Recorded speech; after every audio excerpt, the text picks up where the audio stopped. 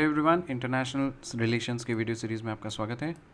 देखिए, इसमें कुछ मल्टीलैटरल ऑर्गेनाइजेशंस होते हैं। तो आप पहले नाम सुन लीजिए, क्योंकि हमें याद करना है। पर्पस इतना सारा इन्फॉर्मेशन जो है ना, उसको याद करने का सिंपल सा सटीक तरीका होता है कि आप उसको छोटे छोटे टुकड़ों में पढ़िए। छोटे छोटे टुकड़ों में उसको बिस्किट की तरह खाइए आराम से, उसको बार बार चिबाइए, वो आपके परमानेंट मेमोरी में अंदर में चला जाएगा। तो देखो, मल्टीलैटरल ऑर्गेनाइजेशंस जब भी हम बोलेंगे तो उसमें आपका कुछ कुछ ऑर्गेनाइजेशंस के नाम आ जाएंगे। जैसे यूनाइटेड नेशंस का नाम सुने हो, यूनाइटेड नेशंस होता है।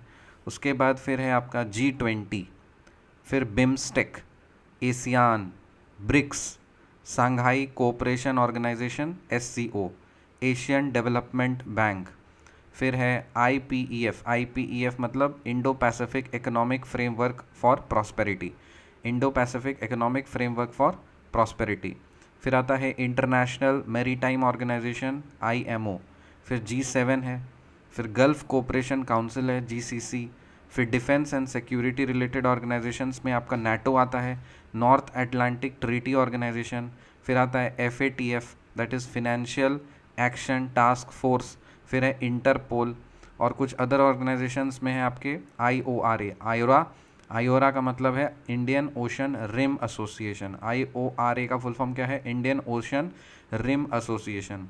और forum for India Pacific Islands cooperation, FIPIC, FIPIC, forum for India Pacific Islands cooperation. फिर Eastern Economic Forum, Partners in Blue Pacific. तो इस तरह से हम लोग छोटे छोटे टुकड़ों में इसको देख लेंगे।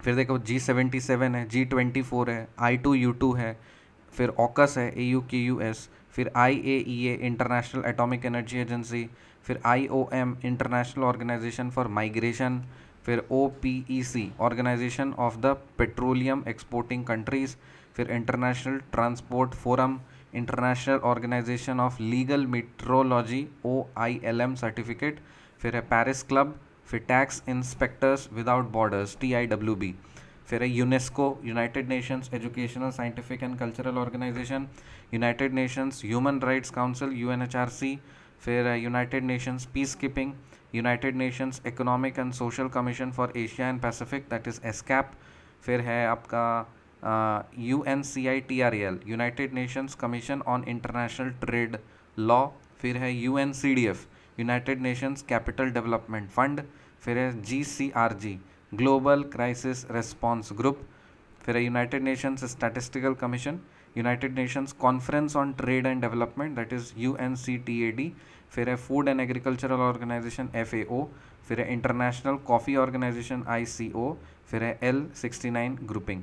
और फिर है, देखो, ये मैंने आपको क्यों रीड करा दिया, क्योंकि एग्ज़ाम में जब आप जाओगे ना, तो आपको, अगर आप नाम फेमिलियर नहीं है तो सब आपको हवा हवा नया नया सब लगेगा। तो इसलिए मैं चाहता हूँ कि आप एटलीस्ट पहले जान लीजिए, क्योंकि इसको सही तरीका ये है कि आप छोटे छोटे टुकड़ों में इसको याद करिए। तो देखो, आप पहले इस वीडियो में आपने सारे नाम को पढ़ लिया कि हाँ, ऐसा नाम का कोई भी चीज़ एग्जिस्ट करता है, वरना आप पेपर जाओ देखना एग्ज़ाम में और आ गया पेरिस क्लब, और फिर क्या बोलते हैं ना, एक तरह का हवा बन जाएगा। UPSC ने तो क्या पूछ दिया, अरे भाई क्या पूछ दिया, अरे भाई ये सबको सिलेबस के अंदर से पूछा है। तो इसलिए नाम जानना तो ज़रूरी है ना।